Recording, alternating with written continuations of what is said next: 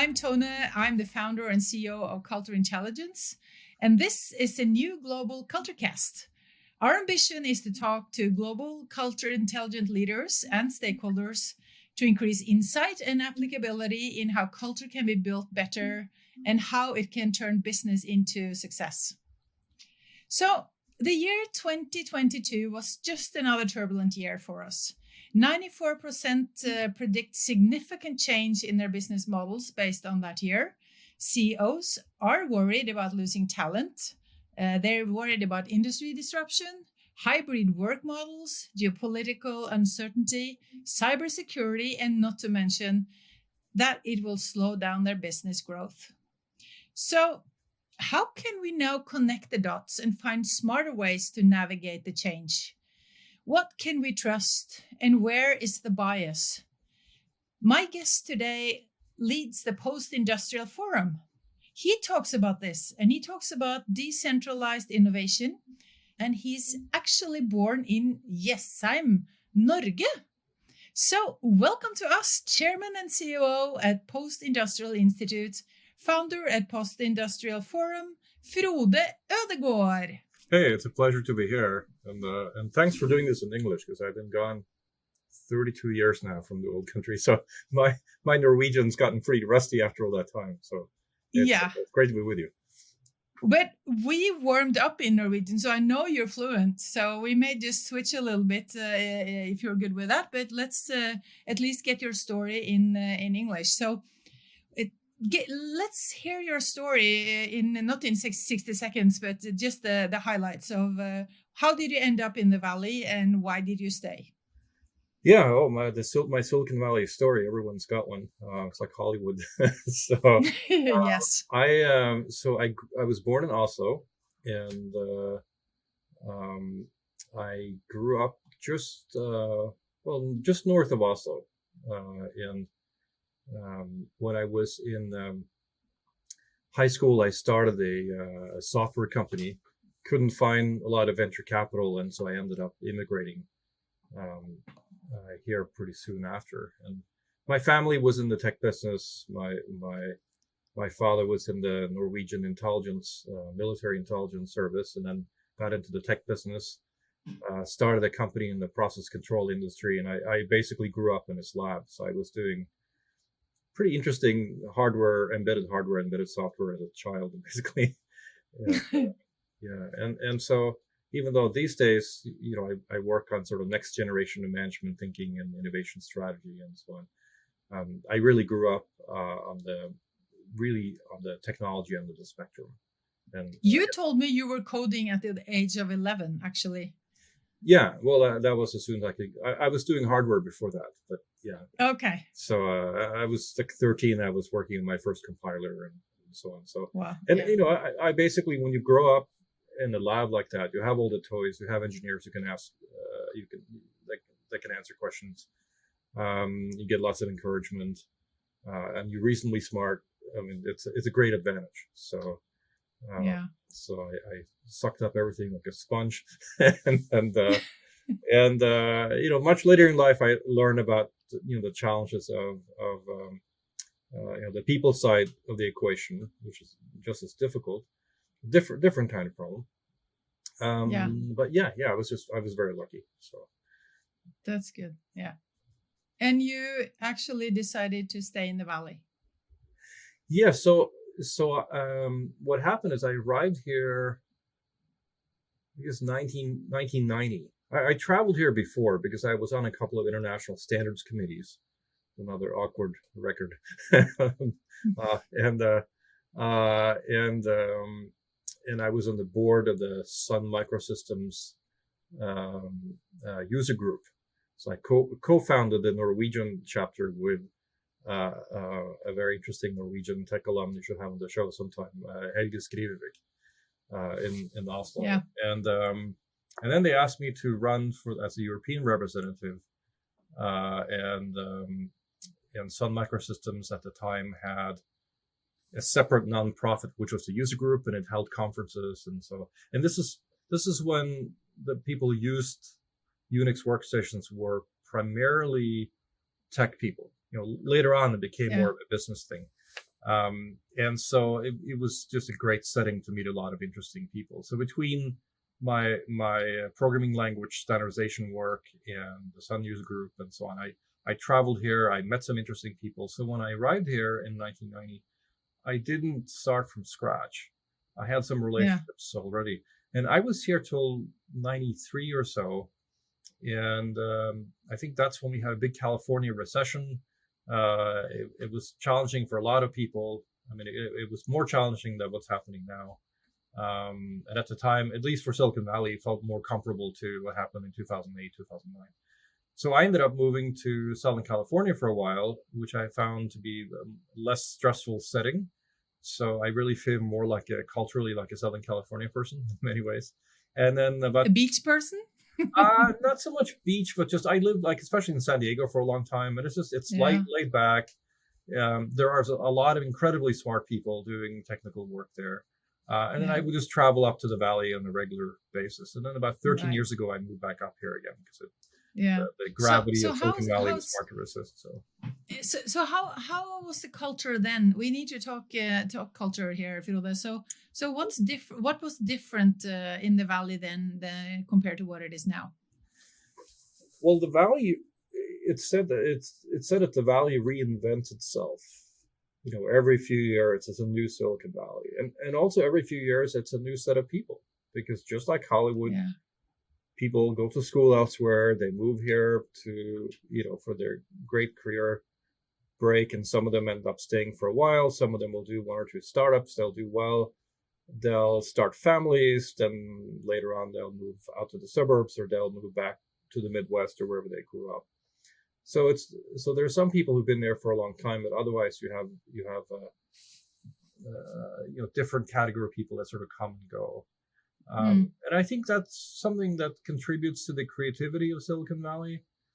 That you always get new people. There's a lot of immigrants, and I was going to say, don't quote me on this, but we're recording this, so you can. You are on the air, Frode. but I think I read somewhere that 25% of the CEOs here are of Indian descent or something like that. So you have a tremendous amount of talent pool that's streaming into Silicon Valley on a regular basis. Now, during COVID, that reversed itself somewhat. Right? So there are people who left California, not just because of COVID, but because of the culture having changed. We can talk about that a little bit. Yeah. But I would say back then, this is pre-commercial internet, right? So when I arrived, I think so, and you still had people doing hardware here, in Fremont on the other side of the bay. You found manufacturing facilities, and that ended up all being outsourced, of course. So, but I would say that if I were to contrast the culture the last few years with the culture back then, there was more technology positivity, I think. The United States and California is always kind of leading force for good or bad, but the culture in the United States, and starting with California, went through a shift of people becoming very passionate about social causes, and maybe less focused on building new things and more focused on what can we do with firms as a platform to right wrongs, whether you agree or disagree with the wrongs or the methods in society. That became sort of the orientation of people.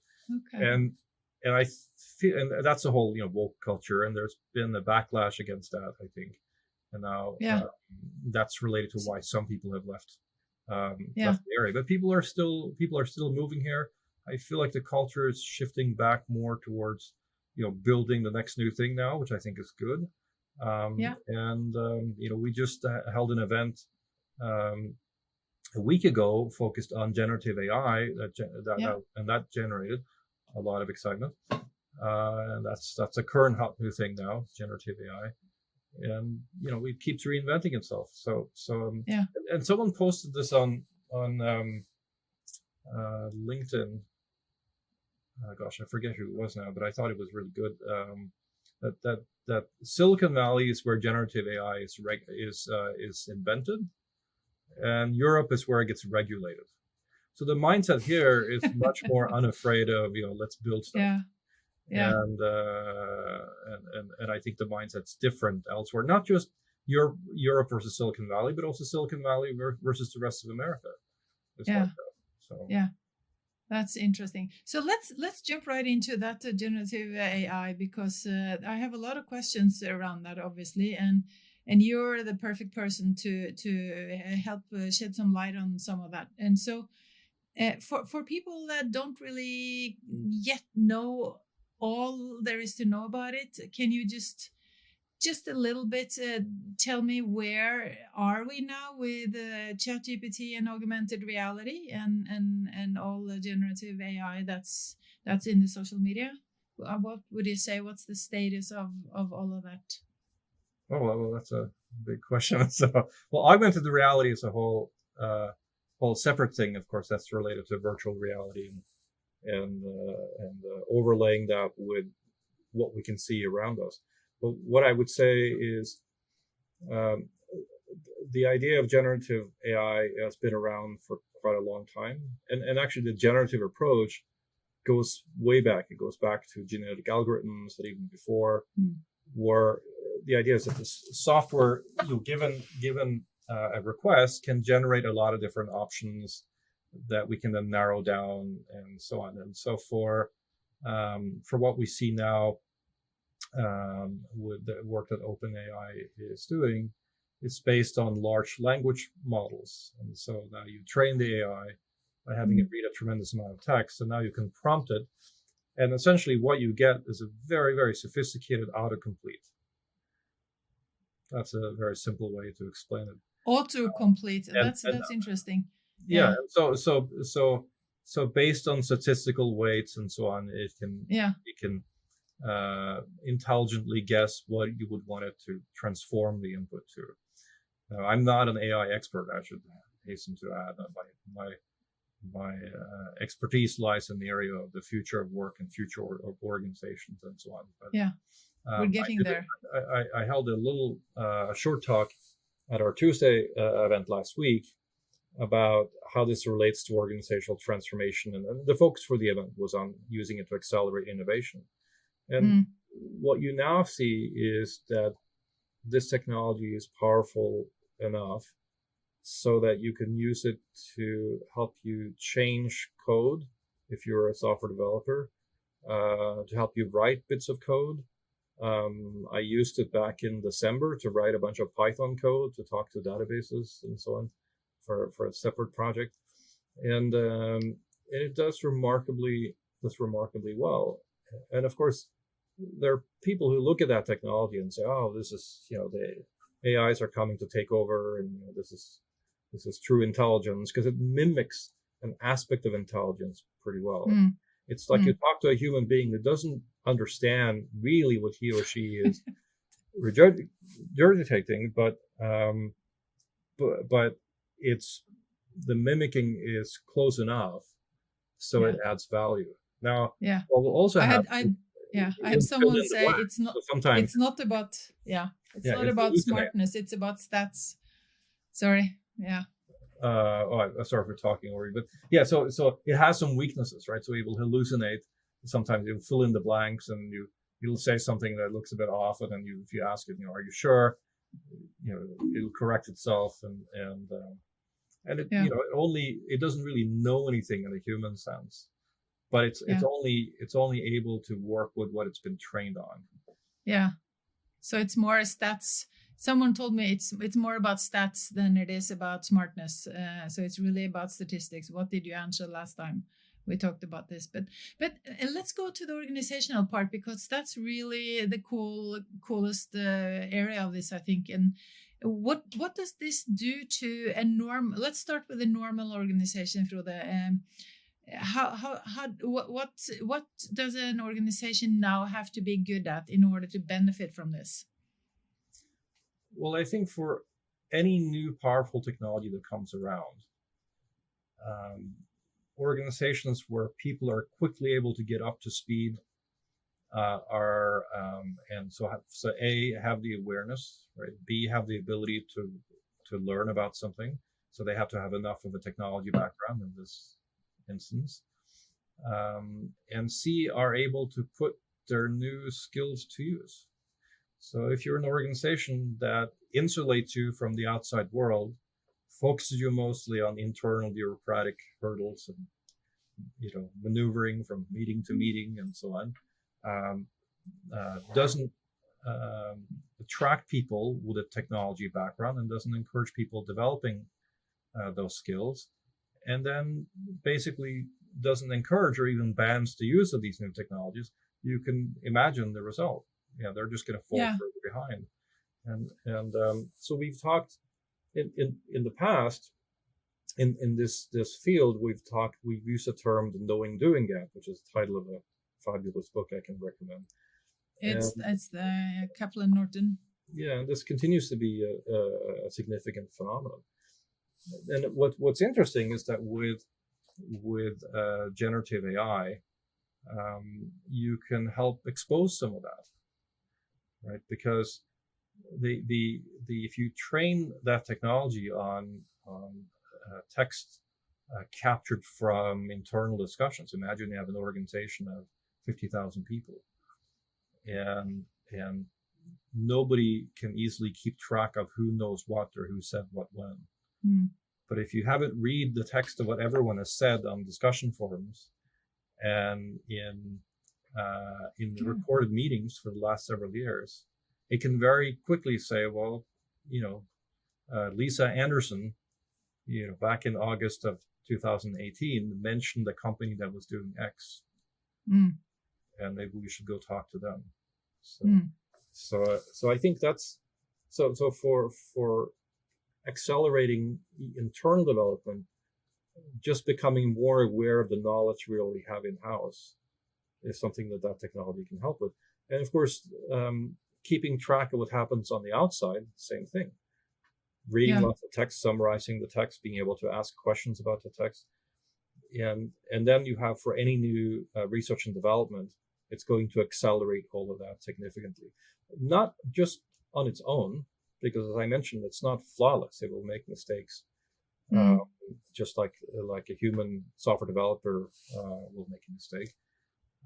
But you can couple it with other tools that help check the results, or couple it with other tools that specialize in solving that particular kind of problem. So if you want to do mathematics, you can use generative AI to do mathematics as sort of text manipulation, but it doesn't really understand mathematical concepts. It's not that solid. And I pushed it around a little bit to see how it deals with problems and recursive function theory and more specialized subfields of math like that. And it does okay with simple things on the surface, and then you can quickly get it to make silly mistakes. So, but if you couple it with a platform like Mathematica, from Wolfram, which specializes in as being a sort of mathematician's workbench, right? Now you can divvy up some of the work. So so you're going to see that you're going to see more specialized generative AIs kind of linked up, talking to each other. This is going to be a very fruitful few years in real world application. It's going to accelerate a lot of things. And it's super fascinating to learn more about. And obviously we're not just started in it, but I can't help thinking that it puts tremendous pressure on leaders and also actually on everybody, because there's no way you can keep doing what you're doing in the same way if this ChatGPT has found a new way, because it sort of takes the stand that it's the right answer. And now this also comes with a worry or a concern that what if it hasn't been trained right, and you are sort of led to think that this is the new way of doing things. How do you work around that? Well, there's huge commercial incentive to do a good job with training these AIs, because otherwise they're not going to be very useful. So you're not going to get paying customers for them. And it's quite expensive and time consuming to train them. It costs millions of dollars just to keep running it on a monthly basis. That's sort of public knowledge about OpenAI. It's or what people have written about. And so I think if you look at potential downsides, it's going to be like any new technology that people are overconfident with, and they will use it and only it as a basis for some next new thing they're building. And then soon enough, people become aware of some of the limitations. So understanding the limitations and how to work around the limitations is important too. And I think having other tools that can also help automate some of the checking of the output is helpful. I know that OpenAI has done a lot of work on just the dialogue and the information that goes back and forth to try to deal with harmful input and harmful output. Microsoft loosened some of those restrictions when they used ChatGPT on Bing, and so then people had a fun time trying to provoke the AI. And it succeeded. So the AI was threatening, nuclear Armageddon and so on, right? It's getting upset. And that's not because it can feel anything. This is just based on all the text that it's read, right? So if people are arguing in the chat somewhere, and that gets read by the AI, then basically they're just recurring patterns. But one of the things that came up in our event last week was I think I can take credit for this one. We had so many good questions because we had like a long list of corporates in that event, Intel and Samsung and JP Morgan Chase and Cisco. Interesting. And Swisscom, and it was a who's who gathering of interesting people. And one of the topics that came up was I found a cool term for it, which I'll take credit for. R&D escape velocity. So if you are doing something that someone else also can do using a generative AI, you don't have much of a barrier to entry competition-wise, right? So if you can make a team of software developers, and some people believe, and I have to go back to things that Mark Andreessen at Andreessen Horowitz has written about this, like every enterprise ultimately becomes some kind of a software company. It's part of just, at the very least integrating software, but also to have some competitive edge, maybe writing your own software that makes some of your services different or stand out. But when someone can replicate the same functionality without violating patents, or copyright without using your code, using generative AI, now the barrier to entry, the competitive barrier shrinks. So how can you stay ahead of someone else who's also using generative AI? Yeah, exactly. Right, and that's not just true for software. It can be true for any kind of new product development, any kind of idea generation. That's where it really, really shines. Yeah. So this will be interesting. So I have this question regarding artificial consciousness, because obviously there's an ethical side to this, and I thought the term, I looked up artificial consciousness on a day-to-day in 2019, I think, way before this, and we talked about how can you train artificial anything to get an ethical consciousness to where it doesn't do things that a normal human being wouldn't do. So how far have we come on that aspect? Well, I think so. There's a few different aspects to that question. So one is the work that's been done on trying to preempt, deal with harmful input, provocative input in some way, and then there's harmful output, right? So ChatGPT tries its very best to prevent output that's too upsetting to people, and that's partially a cultural phenomenon, right? Because nowadays we're so people are offended by things that are just facts, and even though I think there's been a backlash against this horrible woke culture in that way, We're going more back to just, okay, what's common sense? Be nice, behave politely, don't disrespect people. But on the other hand, some facts are uncomfortable and they have to be dealt with.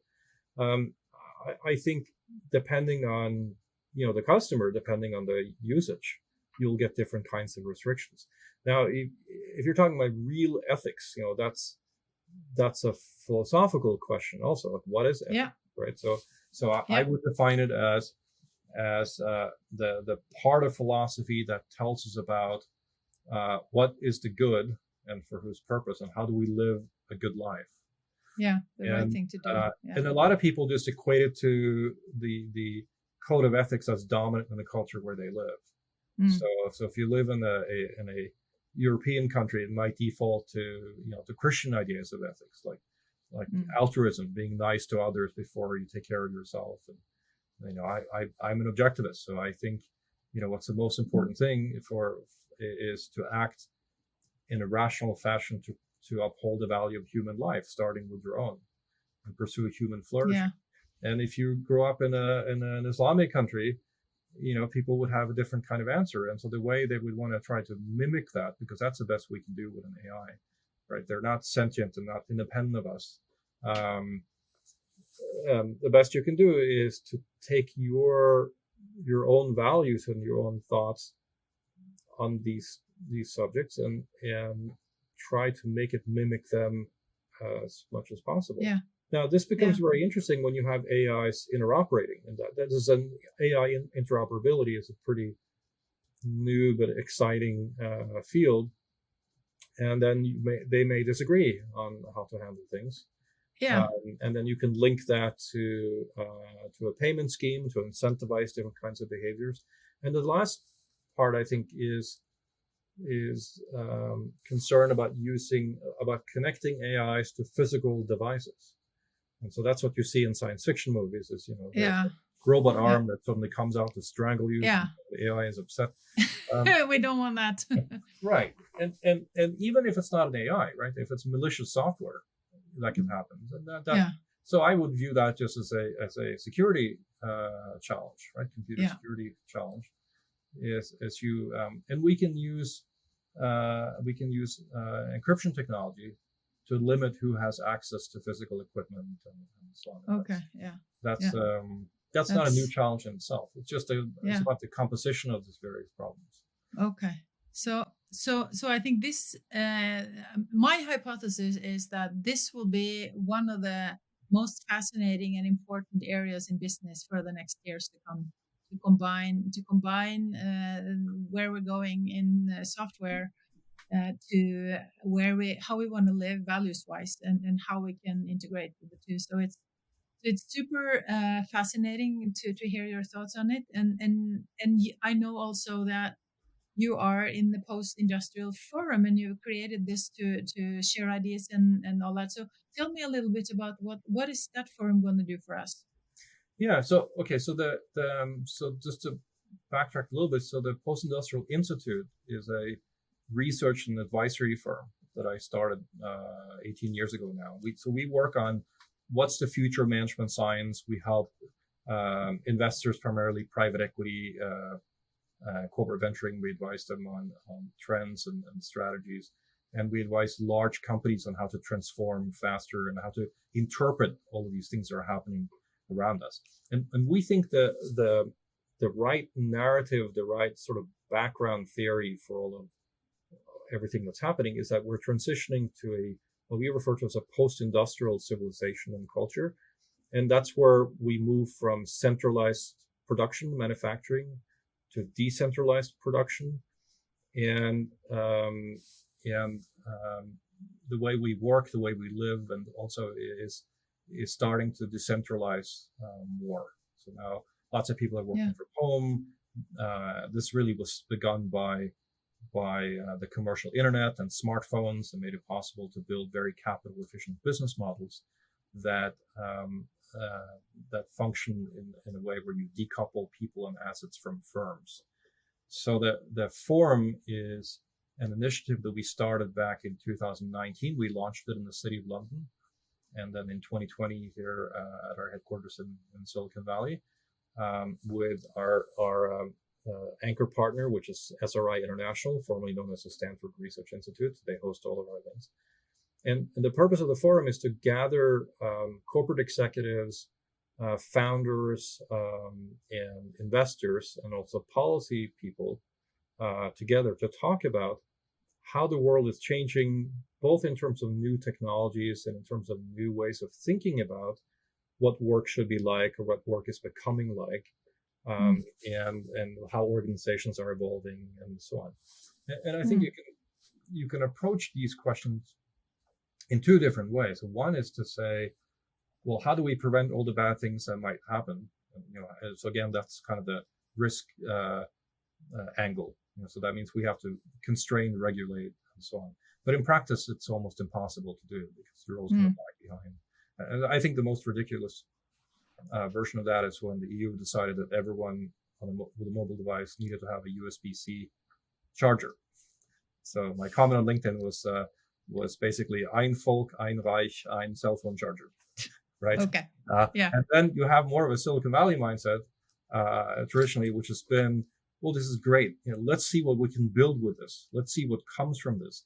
Let's see what the advantages are, but also what the disadvantages and problems are. And let's get our hands dirty and get into the guts of this and build stuff and see, how we can make this valuable so that people will pay for it. And they will not pay for it unless it adds value to their companies and to their lives.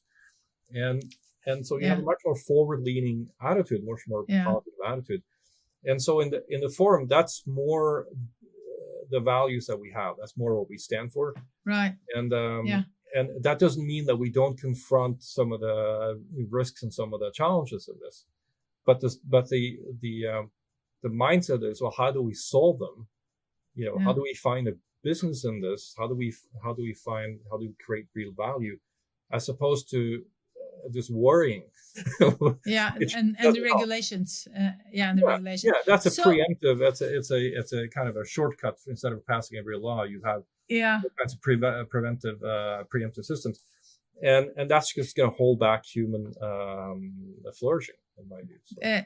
The regulation is taking a grip on Norway right now. So my last question is more: could we copy that forum and have an affiliate in Norway? Is it possible at all to sort of transfer that culture into Oslo? Would that or does it have to be in the valley? Yeah, so it's an open question. So we intended to have a European side of the Post-Industrial Forum based in London, because that seemed to be the center of things. And of course, we're based in Silicon Valley. We thought we could run kind of two parallel streams of this. COVID kind of interrupted our plans.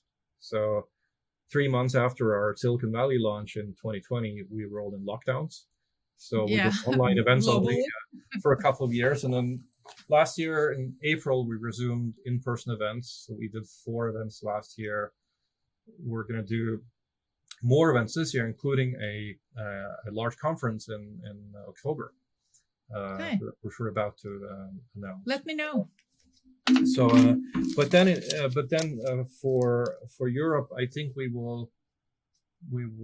I guess we have said we're going to do something in London before the end of the year, and that may end up being as late as November. We haven't announced anything yet, but that's just our community, our forum.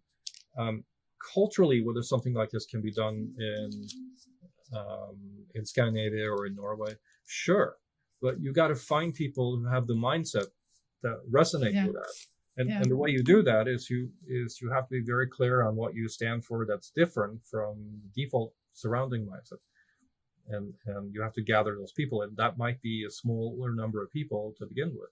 But what I found was that a lot of these conversations around, is this good for society, and what do we want the technology to be, and so on, is completely detached from reality, because none of these people are actually building anything. So they don't have a way of impacting except to prevent people, to make it harder for people to build new technologies or or deploy new technologies. Yeah. But you have a lot of young people who maybe aren't as held back by those ideas. I don't know. But those are the ones who end up wanting to start companies and so on. And if you don't make it easy for them to flourish in the country, mindset-wise, taxation-wise, regulation-wise, you give them an incentive to take their enthusiasm and idealism and their brains and go somewhere else. They are exactly. So. Yeah. And as you know, you read Norwegian papers. That's what's happening.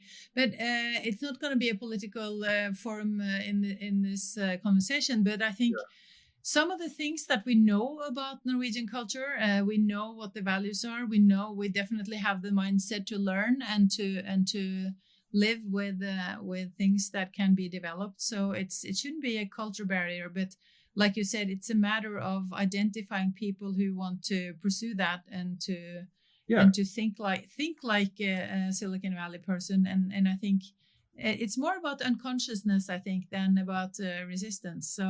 So I think opening up for ideas and presenting mindsets that can help promote this would be an interesting way to see how can we learn from the Valley and some of the things that you are talking about and create a creative forum like that. And here I should in say the Nordics. Silicon Valley is not the solution to all problems. No, it's not, but there it's are a lot of interesting challenges with the Valley in that people lack often the greater perspective of things. It's a young culture, so people tend not to read history a lot. That history is one of my passions. And if you're going to build a future on a large scale, you have to understand how an economy, an industry, a country got to where it is. And so that's one of the things I always encourage young people to do is read history, read economic history, understand the consequences of certain kinds of mindsets in certain settings. Yeah, that's important. And I think in Norway, the beef that I've had is, and I left wood with my feet, so I don't have a right to complain. I left so long ago, but in terms of contrast, is in the Viking era, right? This was a culture of exploration, of adventure, being outward focused, and when you meet Norwegians abroad, that kind of spirit awakens, right? And then they go home, and the whole society is as muted and withdrawn and introverted. It's a little bit of everything. And so they used to talk about like Norwegians and Swedes, like in Spain, would get drunk and be very extroverted. Then they go home and it's like back to the usual 9 to 5 or 8 to 4. But I think if you find the people who are more adventurous, if you want to have a creative organization and you're the CEO in Norway, you should hire the people who are more adventurous. You should hire the people who, if they have a garage, they have a little lab in their garage trying to build things. You should hire the doers. Yeah, that's what you need to do to build creativity, and you should give them resources. I think in conservative industries that have been around for a long time, people get locked into a certain way of thinking, and it's hard to break out of that. And if you have a small economy, and if you look at export versus import, export versus domestic orientation of local businesses, the ones that are very internally focused are going to be more easily sucked into the assumptions that everyone has, and the ones that are able to break out of the usual way of thinking about things, are the ones that can help reinvent an industry. But it's difficult. In the U.S., it's easier because you have 330 million people, right? You can always find some customers. Even if you have all kinds of wild and crazy ideas, you can try stuff out. And so I think becoming more outward oriented is another thing that can really help. So I don't really have. I haven't lived in Norway for so long, so I don't really have any good specific. You should come over and live here for a period and see what happens, and that would be an interesting experiment. Yeah, I'm there twice a year, but only when everyone's on vacation. So I come over, like everyone's gone for a month. Like I don't understand how this works, but like the whole country is shut summer. down. Yeah, It's so well, that's when you have time. That's when you should have time to yeah. do deep work. Yeah. And then I'm there sort of Christmas, New Year's, for Okay. that's family time because my parents live Okay. there. I have two younger sisters who live there still. So Okay, that's so great. but I think finding the way back to a more sort of expansive culture that Yeah. the country had in the Viking era, more adventurous culture, I think would be good. You can't, no leader can do that for the country, but you can try to do it more for the company that you run. Okay, so here's the final question, Frode. Final question. Name one leader that you can think of that represents exactly what you're talking about right now, that comes to your mind. The most positive, and I don't know him personally, so I've only read about him. He used to follow me on Twitter, I think. Richard Branson is someone I read about as a very positive leader, looking for a way to say yes. So let's go with it. Let's give it a try. That kind of leader. And I think interesting. That's the kind of person you want to work for. Yeah. Is someone who wants to do something fun. I think fun is a really underestimated aspect of business. If you want to keep smart, talented people around, and I think what often happens is, people become adults, they become boring and irresponsible and afraid of making mistakes. But if you can keep a little bit of that childlike side, right? That wants to play, that wants to explore, that doesn't get too upset by if something goes wrong. Well, we learn from it. You shrug and you move on and you learn something. I think that's, and I don't know that's what we're looking for. But okay. Yeah. Okay. So let's see if we can get a hold of him. At work. Okay. Yeah. Okay, Frode, this was great. I'm going to reach out to Richard Branson and see if he wants to come on the show. Most likely he's busy, but I'll give it a try based on your recommendation, and then we'll see where that goes. And if we fail, we'll find someone else. Yeah, if it fails, I'll get back with you. I'll recommend someone else. So all right. I don't know him, so I cannot influence him. But okay. We'll try. His spirit for a while. So. Okay, but thanks so much for being with me here, and it's just so interesting to hear all the stuff on the technology side, but mostly I love your combination of the tech and the people. That's really where I think the power sits. So thank you for all of that, and let's keep in touch. Yeah, well, it was fun to be with you. All right, great, thank you. All right.